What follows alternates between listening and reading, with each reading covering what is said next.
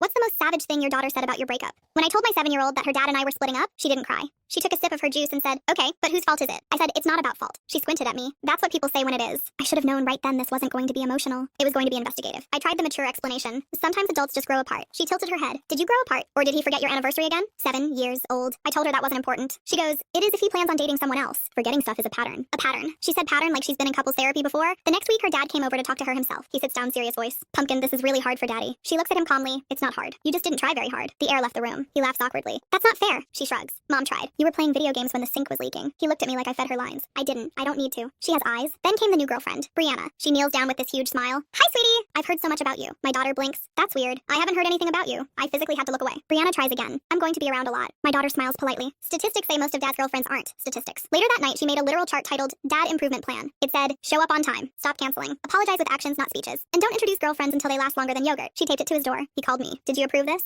No, but she spelled consistency correctly, so we're in trouble. At her soccer game the following Saturday, he showed up 10 minutes late. Again. From the field, she yells, you're back to step 1, Dad. Other parents are staring. I'm pretending I don't know her. That night, he told her, I'm doing my best. She folded her arms. Your best needs an upgrade. Upgrade? Then she casually adds, also therapy would help. He blinks. I don't need therapy. She shrugs. Everyone does. You couldn't commit to mom. That's evidence. Evidence. The most savage moment, though? Her birthday dinner. He actually showed up early, brought the exact cake she wanted, stayed the whole time. At the end, she hugged him and said, see, this version of you is likable. Likable. He looked proud and slightly offended. That night, I told her, you can't keep roasting your dad. She said, I'm not roasting him. I'm holding him accountable. I asked her where she learned that word. She shrugged, watching. And that one hit me, because she's not trying to be cruel. She's just paying attention. And honestly, that's the savage part.